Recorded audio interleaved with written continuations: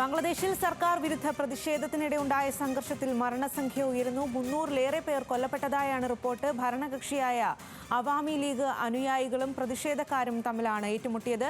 രാജ്യത്ത് കർഫ്യൂവും പ്രഖ്യാപിച്ചിട്ടുണ്ട്. വിവരങ്ങളുമായി അശ്വിനി എസ് ആണ് ചേരുന്നത്. അശ്വിനി, ഏറെ ഗുരുതരമായ അവസ്ഥയാണ് ഇപ്പോൾ ബംഗ്ലാദേശിൽ ഉണ്ടായിക്കൊണ്ടിരിക്കുന്നത്. ഈ പ്രതിഷേധം എങ്ങനെയാണ് ഇത്ര വലിയ സംഘർഷത്തിൽ കലാശിച്ചത്? സ്വാതി, ഈ കഴിഞ്ഞ ഒരു മാസക്കാലത്തിലേറെയായി നീണ്ടു നിൽക്കുന്ന സംഘർഷത്തിലാണ് ഇപ്പോൾ മരണസംഖ്യ 300-ലെത്തിയിരിക്കുന്നത്. ജൂലൈയിൽ മാത്രം 200 പേരാണ് സർക്കാർ വിരുദ്ധ പ്രക്ഷോഭത്തിൽ കൊല്ലപ്പെട്ടത്. ഇന്നലെ ഞായറാഴ്ച വൈകിട്ടോടുകൂടി ധാക്കയിൽ ആരംഭിച്ച പ്രതിഷേധത്തിനിടെ ഉണ്ടായ സംഘർഷത്തിലാണ് ഇപ്പോൾ 100 പേർ കൊല്ലപ്പെട്ടതായി റിപ്പോർട്ടുകൾ പുറത്തു വരുന്നത്. സർക്കാരിന്റെ സിവിൽ സർവീസ് കോട്ട, അതായത് സിവിൽ സർവീസ് ഉദ്യോഗസ്ഥനായുള്ള അതിലെ സംവരണത്തിനെതിരെ ആണ് പ്രതിഷേധം പൊട്ടിപ്പുറപ്പെട്ടത്. ഇതിനെതിരെ സർക്കാരിന്റെ, അതായത് നിലവിലെ പ്രധാനമന്ത്രിയായ ഷെയ്ഖ് ഹസീന രാജിവെക്കണമെന്ന് ആവശ്യപ്പെട്ടായിരുന്നു പ്രതിഷേധം. ഇതിനെതിരെ ഭരണകക്ഷിയായ അവാമി ലീഗ് പ്രതിഷേധക്കാർക്ക് എതിരെ രംഗത്ത് വരികയും ഇവർ തമ്മിൽ ഏറ്റുമുട്ടുകയും ചെയ്തതാണ് സംഘർഷത്തിലേക്ക് വഴിവെച്ചത്.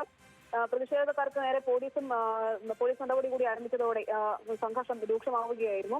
സംഘർഷത്തിൽ 14-ലേറെ പോലീസ് ഉദ്യോഗസ്ഥർ കൊല്ലപ്പെടുകയും ചെയ്തു. സ്ഥിതി നിയന്ത്രണ വിധേയമാക്കാൻ സൈന്യവും ഇടപെട്ടതോടെയാണ് അല്പം നിയന്ത്രണ വിധേയമായത് പ്രതിഷേധവും സംഘർഷവും.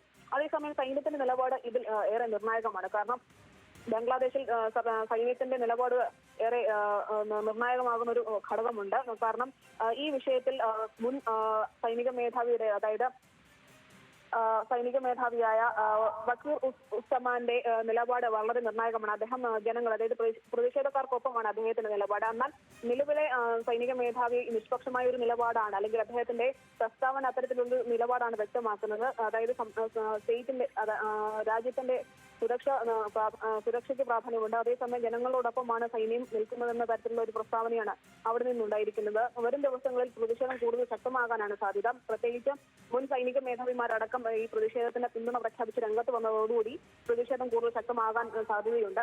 15 വർഷക്കാലത്തെ ഷെയ്ഖ് ഹസീന സർക്കാരിന്റെ ഭരണകൂടത്തിനെതിരായി ഉണ്ടാകുന്ന ഏറ്റവും വലിയ പ്രക്ഷോഭങ്ങളിൽ ഒന്നാണ് ഇപ്പോൾ ധാക്കയിൽ അരങ്ങേറുന്നത്. കഴിഞ്ഞ ഒരു മാസക്കാലമായി ഉണ്ടായ സംഘർഷത്തിലാണ് ഇപ്പോൾ 300-ലേറെ പേർ കൊല്ലപ്പെട്ടതായി ഉള്ള റിപ്പോർട്ടുകൾ വരുന്നത്. ഇന്നലത്തെ മാത്രം സംഘർഷത്തിലാണ് 100-ലേറെ മരണം റിപ്പോർട്ട് ചെയ്തിട്ടുള്ളത്.